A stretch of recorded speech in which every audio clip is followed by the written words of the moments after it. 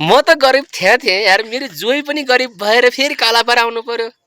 यी कालापारी जन्मिया भान्टाङ भुन्टुङहरू हो नि यिनीहरू है जोइ धनी भएछ के जोइ लाग्छ न कोही धनी भएछ पो हुन्छ है तँ धनी भए त म त उतै घर जोइ बसाल्ली थिएँ कि धनी भए त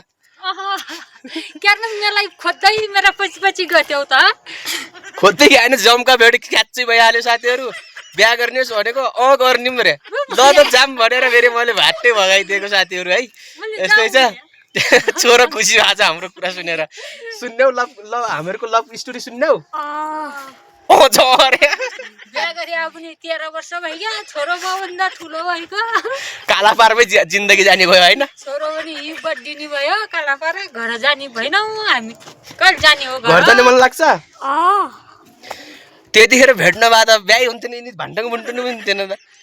बाटोमा यसो म यसो घुम्न गइरहेको ऊ पनि घुम्न आइरहेको छ होइन साथीहरू झ्याप्पै भेट भयो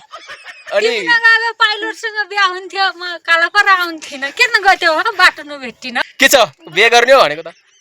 लग्ने हो रे ल त लग्छु भनेको हिनाल दिइहाल्यो होइन त्यतिकोमा बिहा पनि भइहाल्यो बिहा भएर पनि देख्न सक्नुहुन्छ साथीहरू भाडाङ भुटुङहरू ठिक छ राम्रै छ कालापारामा भए पनि अलि धेरै रट्नुपर्छ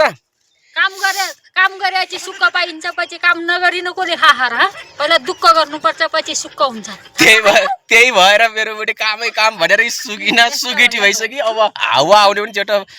यो महिना त अब हावा चल्ने महिना पनि अब जान लाग्यो नत्र भने एकचुट त उडाइसकेको थियो साथीहरू हावाले